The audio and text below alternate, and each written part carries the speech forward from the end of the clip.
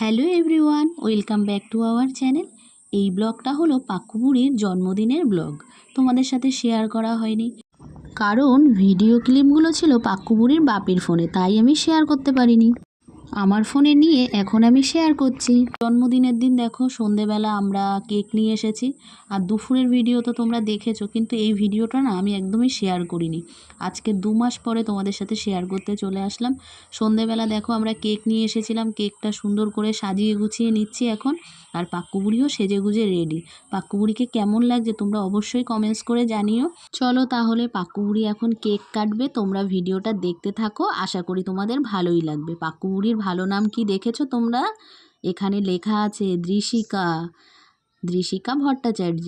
এইদিকে দেখো বেলুনগুলো সাজিয়ে খাটের উপরে রাখা হয়েছে, আর এখানে হ্যাপি বার্থডে লেখাটা উপরে ঝোলানো হয়েছে। আর পরের দিন ছিল পাক্কু বুড়ির পরীক্ষা, সেই জন্য পাক্কু বুড়ির মনটা খুব খারাপ যে ঘুম থেকে উঠেই আমাকে সকাল সকাল আবার পরীক্ষা দিতে যেতে হবে। সেই জন্য জন্মদিনটা খুব একটা বড় করেও আয়োজনটা করা হয়নি। সকাল 7টার সময় ওর পরীক্ষা ছিল। যাই হোক, এখন কেক কাটতে বসেছে দেখো, তার সঙ্গে ছিল ওর একটা দাদা, মানে আমাদের পাশেরই কিন্তু আমাদের রিলেটিভ হয়, সেই দাদা এসেছে, রিতেশ দাদা। আর ওকে নিয়েই এখন কেকটা কাটা হবে। তার সঙ্গে আমার মা বাবা, আমাদের বাড়ির সবাই, ওই বাড়ির সবাই ছিল। যাই হোক, এখন পাক্কু বুড়ি কেক কাটবে। চলো তোমরা ভিডিওটা দেখতে থাকো, আশা করি তোমাদের ভালোই লাগবে। পাক্কু বুড়ির বাপি এখানটায় পাক্কু বুড়ির এই মোমটাকে জ্বালিয়ে দিচ্ছে দেখো, আর সমস্ত কিছুই রেডি করা হয়ে গেছে। চলো এবার কেকটা কেটে ফেলো। Happy birthday to you, happy birthday Pakku বুড়ি, হ্যাপি বার্থডে। কেক কাটিংটা আমরা সন্ধ্যের মধ্যেই কমপ্লিট করে ফেলেছিলাম, যেহেতু ও তাড়াতাড়ি করে মানে অনুষ্ঠানটা কমপ্লিট করে আবার পড়তে বসবে, সেই জন্য কেকটা তাড়াতাড়ি কাটা হয়ে গেছিলো। এখন সবাইকে কেকটা খাইয়ে দিচ্ছে দেখো, কি খুশি দেখেছো। আবার একটু মনও খারাপ আছে যে আমাকে এক্ষুনি উঠে আবার পড়তে বসতে হবে, সেই জন্য একটুখানি মনটাও খারাপ ছিল। আমাকে বলছে, মাম্মাম পুরো সন্ধেটা আমি মজা করতে পারলাম না।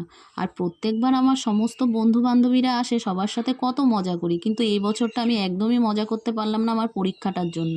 একদম বাজে হয়ে গেল আমাকে বলছে। আমি বলছি ঠিক আছে চলো, সামনের বছর আমরা ভালো করে আবার মজা করব।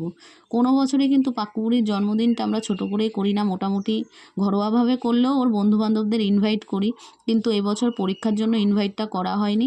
যাই হোক, রিতেশ দাদাকেও আমার মা কেক খাইয়ে দিল, ওকেও খাইয়ে দিল। পাক্কু বুড়ির জন্মদিনের সন্ধ্যেটা আমরা এইভাবেই কাটালাম। আর সবাই ওকে এক এক করে কেক খাইয়ে দিয়েছিল, ওর ঠাম্মা, দাদু, আমার মা। যাই হোক, শেষে এখন আমার বাবা পাক্কু বুড়িকে একটু কেক খাইয়ে দেবে, তারপরে কেকটা আমরা সবাই মিলে পিস পিস করে সবাইকে ভাগ করে দেব।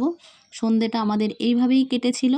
আর এইদিকে দেখো রিতেশ দাদাও বসে আছে। তোমরা আমার পাক্কু বুড়িকে একটু আশীর্বাদ করো, ও যেন জীবনে অনেক বড় হতে পারে এবং ভালো মনের একটা মানুষ হতে পারে। যাই হোক, খুব মজা করেই মোটামুটিভাবে কাটলো। ছোট্ট মিনি ব্লগটা তোমাদের কেমন লাগলো অবশ্যই জানিও। শেয়ার করতে তোমাদের সাথে অনেক দেরি হয়ে গেছিলো। যাই হোক, চলো ব্লগটা এখানেই শেষ করছি। ভালো লাগলে লাইক কমেন্ট শেয়ার করো, পেজটা ফলো করে দিও, আর আমাদের পাশে থেকো। Thanks for watching.